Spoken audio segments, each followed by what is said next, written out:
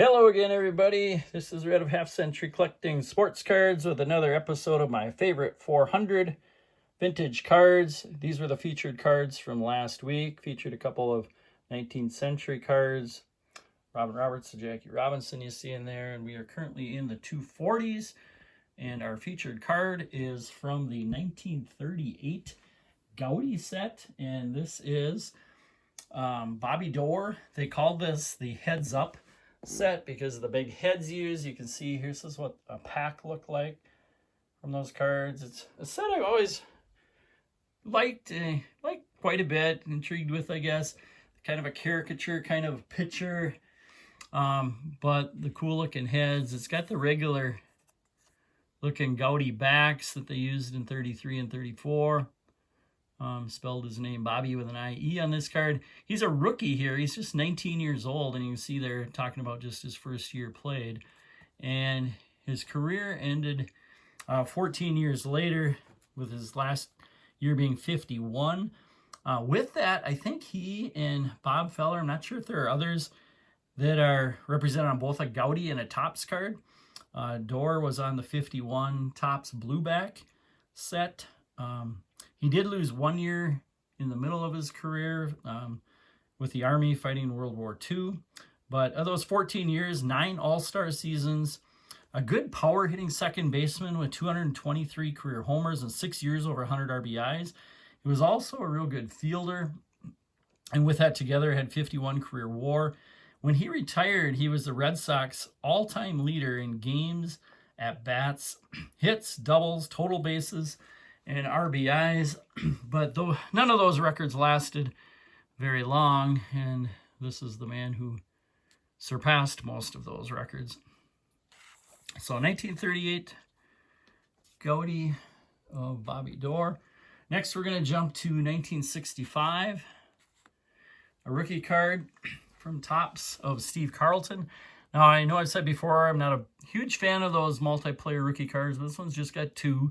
And it's not that I really like the Hayward, Wisconsin 1 career win, 5 career games, Fritz Ackley.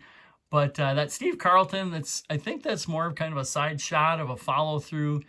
And it just looks, I don't know, for some reason kind of cool. I should pick Carlton on the Phillies for my represented card, but I just didn't have a Phillies card that popped that much for me. These are probably the 2 that would come in next, the 76 and that 73. 73 maybe a little more special because I think that's Tim McCarver congratulating him, who's his longtime personal favorite catcher. I think this is McCarver. I can't say for sure because he was actually traded to Montreal midway through the season for John Bateman, who was a catcher and also wore number 6. So it could be either one of the 2, but I think that looks more like it's probably McCarver. Now this card, another special thing, it shows that unbelievable season that Carlton had, his first year with the Phillies, his first Cy Young season, and he won the pitching Triple Crown with 27 wins. Team only won 59, so 27 of their 59 wins, 310 strikeouts, and a 1.98 ERA. Now if you take Carlton out of the equation, that year for the Phillies, their team ends up 32 and 87. But career for Steve Carlton, he won 329 games, one of the most for any left-hander, 90 career WAR, and his 4,136 career strikeouts is 4th all time. The only ones ahead of him are those 3. Carlton 4th. All right. Next we've got a card from probably 1949. Called it a 48 for a long time. A Leaf card of Ralph Kiner. Card with, I think, pretty cool color. It's downgraded to a 1.5, which doesn't bother me because of that tape on the top. But other than that, just some nice bright orange, cool looking, amazingly great Ralph Kiner of the Pirates, who won the home run title his first 7 years in the league. This is kind of talking about that. He isn't up to 7 yet by this time. This is kind of in the middle of that run. But he only played 11 years, so he won 7 home run titles. His highest MVP finish, though, with all of that was just 4th, and it was this season, 1949, when he hit 54 homers, 127 RBIs, and a .310 average. Now, in his career, a 10-year career, he hit 369 homers, 48 WAR, did lose, or actually, I don't know if he lost any seasons, but he was in World War II as a Navy pilot before his career started. And then he had to retire early, age 32, in 1955 because of a bad back. Now, the thing that he did do for a real long time was be a broadcaster. 53 years of broadcasting, mainly with the New York Mets. And interestingly, he has a relative currently in the majors. It's like a second cousin, a couple times removed, and it's Isaiah Kiner-Falefa, who is middle infielder for the Toronto Blue Jays. Next, we're going back to 1909 as the T206 card of Jack Chesbro. And card that I think's got some pretty cool color for 115-year-old card. Really nice color on the back. This is one that wasn't glued to an album or anything.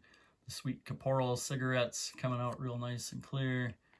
Now, Jack had a kind of unusual career. He started out mainly with the New York Highlanders, managed under Clark Griffith in 1899 was his first year. Last year, 1909. But he had a good career, but he just had this one amazing year, was 1904, when he won 41 games. Team won 92 that year. His 41 wins are still what they call a modern Major League record, and by modern, they're talking 1901 to the present, when the rules are pretty much kind of the same as they are today. Before that, just some different things in the rules and the way, I guess, pitchers were used too, even though early 1900s they were definitely used a lot more as well, as he threw 454 innings that season and completed 48 of his 51 games. That is also still a Major League record. Now, he only lasted 11 years, and he won 198 in his career, 2.68 career ERA, 43 career WAR. And he was elected to the Hall of Fame in 1946, and they say it was mostly based on that one just outstanding season that he had. And if you're to extrapolate that maybe to pitcher or to hitters, you wonder if this guy could get into the Hall of Fame. All right, next we are going to basketball. And the first cards that I ever got as they came out from cereal boxes at the time, 1972 Topps, and this is Jerry West, the logo. And this is the actual card that I got back in 1972. Now, since then, I've gotten a set that I completed in probably near mint to near mint condition, and that's the West that I now have from that. But it's kind of cool to just still have that original. And since I got them here, we can show front and back. You can see what a great career he had after coming out of West Virginia, where he was an All-American junior and senior year, and a second-team All-American his sophomore year. His junior year won the Final Four MVP award despite his team losing the championship game. Then you look at his NBA career, years over 30 points a game or high 20s. His team, he's a 14-year player, 14-year All-Star, so every year. And his team was in the finals 9 of those 14 seasons. But because of the Boston Celtics, they just had a hard time winning. And in fact, in 1969, lost the finals to the Celtics, and he was the finals MVP. Only player who has ever been the finals MVP on a losing season, which is kind of interesting that he also did it in college. Now this year, 1972, the Lakers finally came through and won the championship. And a little bit more about Jerry West. Besides his great offense and averaging 27 a game in his career, great jump shooter. If you watch some old video, I think on YouTube, which is pretty cool to watch, you can see his classic pull-ups, kind of mid-range to mid-outside range, just outstanding shooter. But he also won or was a first-team All-NBA defensive player, and they didn't even start that award till he was 32 years old, and he actually was on the team his first 5 years that they had that award. So that would have been ages 32 through 36. Jerry West. All right, next we're going to 1956 Topps.